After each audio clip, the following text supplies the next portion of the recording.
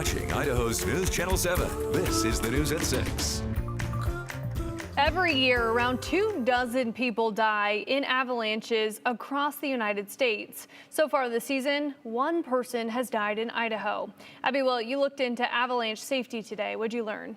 Hunter, just this past weekend, a snowmobiler was buried in an avalanche in the Salmon River headwaters. He luckily made it out alive, but this incident is sparking conversation on new technologies for winter enthusiasts that could save lives. There's always just a ton of innovation and new technology that's coming out to really mitigate your risk.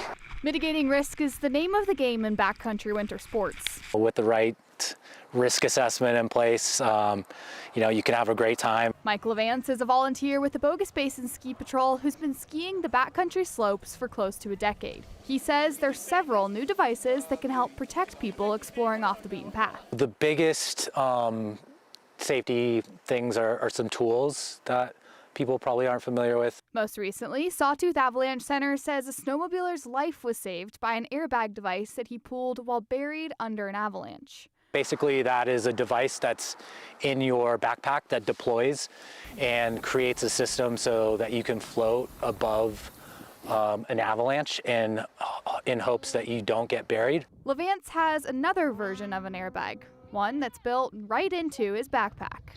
My backpack has what's called the Safe Back avalanche system. If I pull this handle here, basically it pulls air from the snow so that if you're buried, it can cycle air into your general area so you can actually breathe while you're buried. While these advanced safety systems can make a big difference, there are basic tools Levance says every explorer should carry: a probe, a shovel, and a beacon. This emits a signal that allows someone to find you if you're buried in an avalanche, or it allows you to find someone.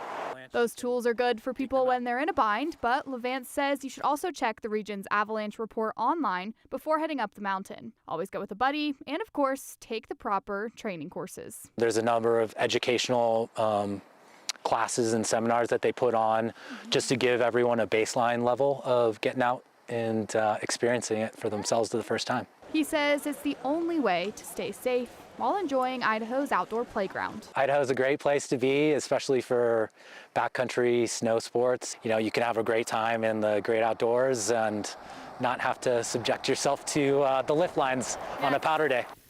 And it is also Avalanche Safety Week this week, so there are events throughout the week in Boise to educate the community on avalanche safety, gear, and equipment that you need to know. We'll have the links to those events on our website at ktvb.com. Good thing to remember this time of year. Thank you, Abby.